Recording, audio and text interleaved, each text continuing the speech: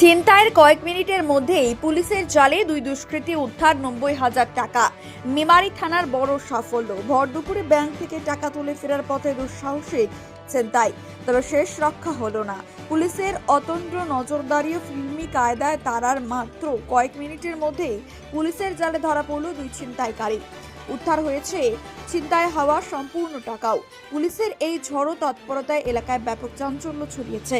সাধারণ মানুষও পুলিশের প্রশংসায় পঞ্চমুখ। পুলিশ ও স্থানীয় সূত্রে জানা গেছে, এদিন দুপুরে পালসিট পুলিশ ক্যাম্পের অধীনে রসুলপুরের স্টেট ব্যাংক অফ ইন্ডিয়া থেকে নগদ 90,000 টাকা তুলে বাড়ি ফিরছিলেন দুই ভাই। ঠিক সেই সময় একটি কালো রঙের পালসার বাইকে চেপে দুই দুষ্কৃতীদের পথ আটকায়। কিছু বুঝে ওঠার আগে দুই ভাইয়ের হাত থেকে টাকা ভর্তি ব্যাগটি ছিনিয়ে নিয়ে চম্পট দেয় তারা। টাকা খোয়াতে চিৎকার করতে করতে দুষ্কৃতীদের পিছু ধাওয়া করেন ওই দুই ভাই। সেই সময় জাতীয় সড়কের পাশে কর্তব্যরত ছিলেন ট্রাফিক অফিসার নানু দাস। বিষয়টি তার নজরে আসতেই তিনি কাল বিলম্ব না করেই নিজের টিম নিয়ে দুষ্কৃতীদের পিছু নেন। একই সঙ্গে তিনি ওয়্যারলেসের মাধ্যমে জাতীয় সড়কে কর্তব্যরতদের রোড ব্লক করার নির্দেশ দেন। পুলিশের তৎপরতা দেখে দুষ্কৃতীরা কোনো মতে রোড ব্লক এড়িয়ে পালানোর চেষ্টা করে। এরপর জামালপুর থানার মশাগ্রাম রেলগেট এলাকায় বেগতিক বুঝে তারা বাইকটি ফেলে রেখে পাশের একটি ঘন কাশবনে গিয়ে লুকিয়ে পড়ে। ট্রাফিক সেফটি পুলিশের অফিসার নানু দাসের নেতৃত্বে পুলিশের ট্রাফিক হোমগার্ডের একটি দল পুরো কাশবনটি ঘিরে ফেলে।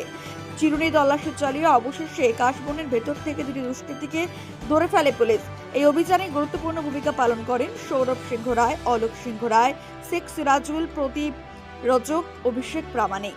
আটক করার পর দুষ্কৃতীদের কাছ থেকে ছিনতাই হওয়া সম্পূর্ণ 90,000 টাকা উদ্ধার করা হয়। ধৃতদের প্রথমে স্থানীয় পালসিট পুলিশ ক্যাম্পে নিয়ে আসা হয়। এরপর আক্রান্ত দুই ভাইয়ের লিখিত অভিযোগের ভিত্তিতে মেমারি থানায় পুলিশ তাদের গ্রেপ্তার করে থানায় নিয়ে যায়।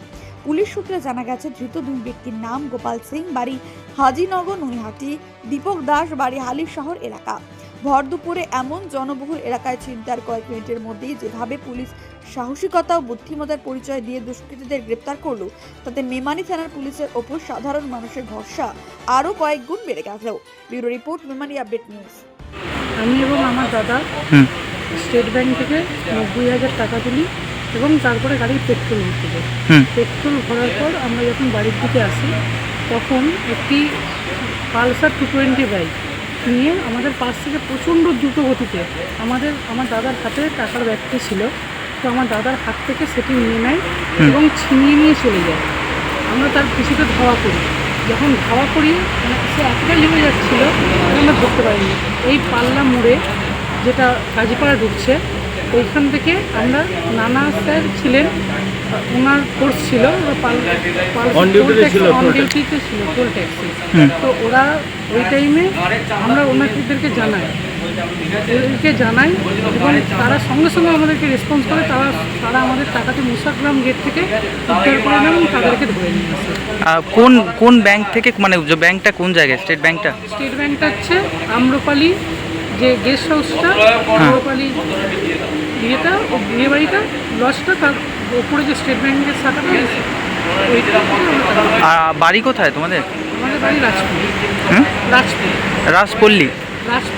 রাজপুর। এটা কোন থানা? এটা হচ্ছে চারনালা থেকে সোজা চলে যেতে। আচ্ছা। এখান থেকে টাকা, তার মানে কি ওরা কি আগে থাকতেই পিছু করেছিল মনে হয়? সেসব তো আমরা দেখি। কত টাকা ছিল? 90,000 টাকা। আচ্ছা, সব টাকা ফেরত পেয়েছো?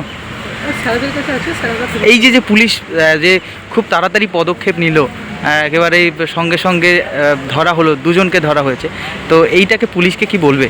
অসংখ্য ধন্যবাদ। আজকে স্যাররা ছিলেন বলেই টাকাটা ফেরত পেয়েছি, নাহলে এই টাকা ফেরতটা কোনোদিনই সম্ভবপর ছিল না। স্যাররা অত্যন্ত সাহায্য করেছেন, নানা স্যার আমি তার ফোর্সদের, তাদের প্রতি আমরা অত্যন্ত কৃতজ্ঞ। কজনকে অ্যারেস্ট করেছে? 2জনকে অ্যারেস্ট করেছে। আচ্ছা, আর তোমরা কজন ছিলে? আমরা 2জন ছিলাম। তোমার নাম? আমার নাম রাহুল শাহ। কি শাহ? রাহুল শাহ।